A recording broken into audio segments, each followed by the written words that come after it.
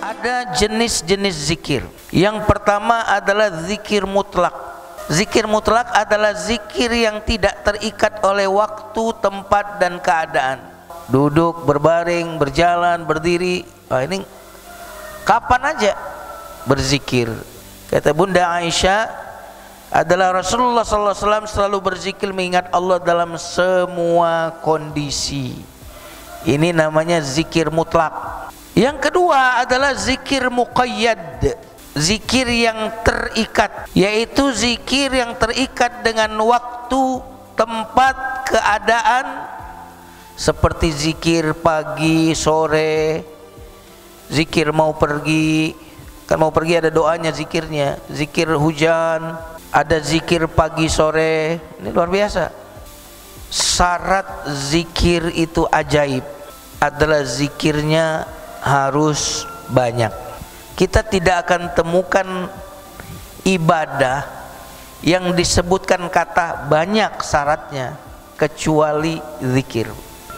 Kata banyak inilah yang menjadi rahasia zikir kita ini ajaib atau tidak. Banyak.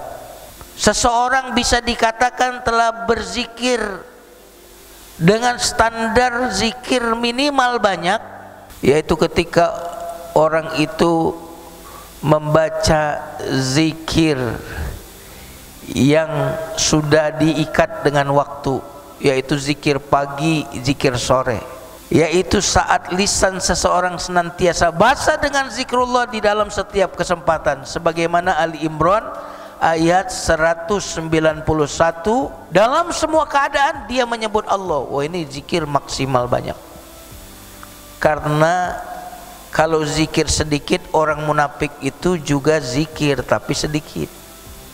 Maka kalau zikir sedikit itu berarti zikirnya orang munafik, nggak ngaruh, nggak berdampak. Berarti ada zikir kelompok yang ketiga, zikir orang yang beriman. Makanya ya ayyuhalladzina amanu tadi, wahai orang yang beriman, berzikirlah dengan zikir yang banyak. Surat 33 ayat 41. Berarti zikir yang banyak tanda keimanan, zikir yang sedikit tanda kemunafikan, tidak zikir tanda kekafiran. Wah, enggak. Kalau manusia memberi kita dikit, Pak, kita ingat dikit aja nggak apa-apa. Baiknya manusia kepada kita juga dikit aja. Kita ingat sedikit ya wajarlah. Tapi kalau Allah, Dialah yang menciptakan kita, Pak. Dialah yang memberikan segalanya untuk kita. Tanpa Dia ini kita tiada. Alam semesta ini tanpa Allah nggak ada. Lalu yang seperti itu kita ingat sedikit, nggak pantas ingat Allah sedikit. Dan Allah menyebut dosis bagi zikir itu adalah banyak. Subhanallah. Dan standar minimal banyak sudah saya sebutkan. Artinya kalau kita kurangi standar ini, nggak ngepek sudah. Manfaat-manfaat ajaib zikir itu tidak akan kita dapatkan. Oke, mari kita lihat keajaiban yang pertama. Zikir itu makanan pokok hati, bukan makanan sampingan. Bukan cemilan zikir itu. Makanya kalau orang banyak zikir, Pak, itu kuat ibadah,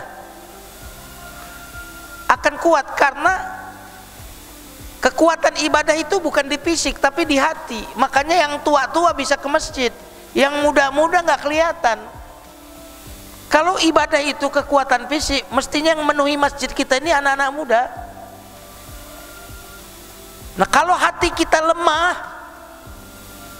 nggak kuat bangun malam, Pak, nggak kuat baca Quran, nggak kuat dengar pengajian, Pak, itu hati lemah, Pak. Badan kita ini, Pak, kalau nggak dikasih makan, jerit-jerit dia, bunyi dia. Kalau nggak dikasih minum juga bunyi. Hati kalau nggak dikasih zikir, Pak, awalnya dulu bunyi dia, teriak-teriak. Cuma karena udah biasa, akhirnya kita tuli, nggak mendengarkan lagi itu teriakan hati kita itu.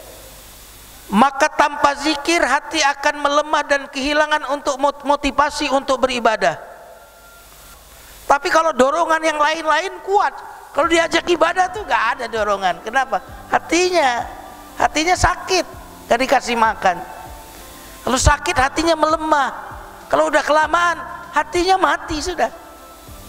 Dan kalau hati ini lemah, bukan cuma tidak ada motivasi untuk ibadah, tapi kalau hati ini lemah, kita juga tidak punya kemampuan menolak maksiat, Pak. Nah, termasuk kalau kita dapat musibah, obatnya adalah zikir. Zikir pagi dan sore. Kamu kalau zikir, kamu akan memiliki hati yang ridho. Dan kalau sudah ridho, Pak, nggak ada keluhan sudah. Aku ridho padamu ya Allah, ridho dengan takdirmu, ridho dengan rezekimu, ridho dengan musibah yang menimpa diriku, ridho. Kalau sabar, Pak, beda. Sabar dengan ridho itu beda. Kalau sabar itu kesal ditahan, itu sabar. Makanya kata Ibnul Qayyim al-Jauziyah, ridho itu adalah tempat peristirahatan hamba-hamba Allah. Maka siapa yang belum ridho, dia belum istirahat. Kalau kita mau merasakan istirahat yang bernama ridho, itu zikir itu, Pak. Makanya kalau kita banyak masalah, banyak beban, banyak musibah, banyak sekali masalah-masalah dalam hidup kita, gimana kok kita bisa tenang, bisa merasakan istirahat, biar dapat ridho, biar kita ada hati yang ridho? Jawabannya zikir. Zikir itu seperti ini, Pak. Jadi kalau kita berzikir, membaca zikir, hati kita itu melebar begini. Astagfirullah, astagfirullah, astagfirullah, astagfirullah, astagfirullah, astagfirullah. Itu hati itu melebar luas. Sehingga kalau ada masalah di hati yang luas, masalahnya nggak kecil aja sudah. Masalahnya jadi kecil aja. Kenapa? Hatinya luas kok, Pak. Kesulitan bisa ditampung, penderitaan bisa ditampung lebar, Pak. Kalau hati kita sempit, nggak kuat kita. Makanya kalau mau baca Quran, berlindung kepada Allah, kan setan mau goda. Sebelum kita baca Quran, jangan sampai dia baca Quran. Maka sebelum dia menggoda kita cut godaannya dengan apa? Dengan zikir. Seluruh amalan-amalan kita itu akan terlaksana jika amalan itu ada di hati kita. Ada tahajud di hati kita, maka kita akan mau tahajud. Ada Quran di hati kita, kita ingin baca Quran. Dan setan ini ingin merebut hati kita ini. Karena itu pertempuran sesungguhnya adalah pertempuran di medan hati. Inilah pertempuran yang hakiki itu di medan yang bernama hati ini. Maka kalau kita tidak membawa senjata yang bernama zikir, maka kita akan dikuasai oleh setan.